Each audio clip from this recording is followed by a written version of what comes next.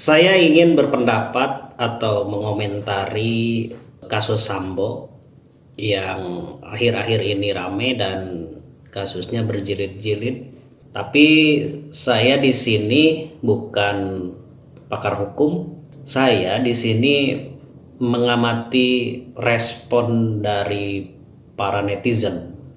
Anggaplah respon para netizen di berbagai media ini adalah aspirasi publik. Yang pertama, kasus Sambo ini sudah jelas membuat sangat prihatin semua kalangan publik, sehingga menjadi pusat perhatian khusus masyarakat.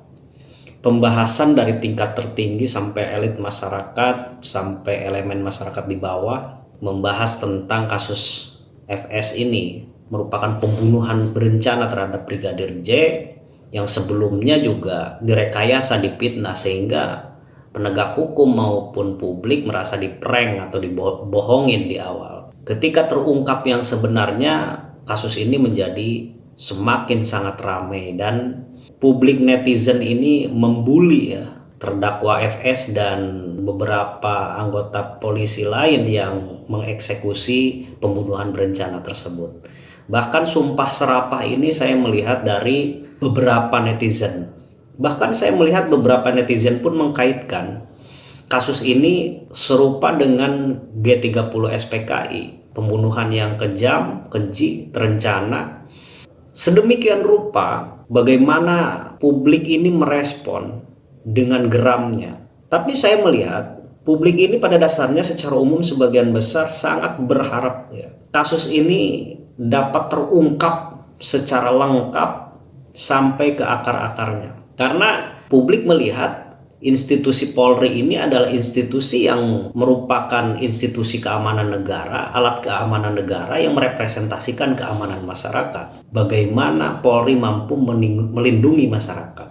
Jangan sampai Polri sebagai alat keamanan negara membuat tidak aman bagi masyarakat. Masyarakat pun juga melihatnya. Sejauh ini menilai Polri, khususnya polisi di tingkat katakanlah di tingkat Polres, Polsek ke bawah itu identiknya polisi itu menilang di lalu lintas.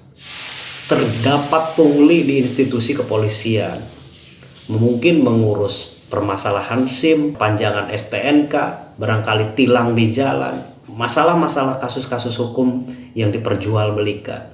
Sebenarnya sebelum terjadinya kasus ini terungkap dan viral, saya sebagai peneliti, researcher yang sering melakukan kegiatan survei opini publik, saya pernah melakukan diantaranya di dalam instrumen saya adalah evaluasi kepercayaan, tingkat kepercayaan publik terhadap Polri.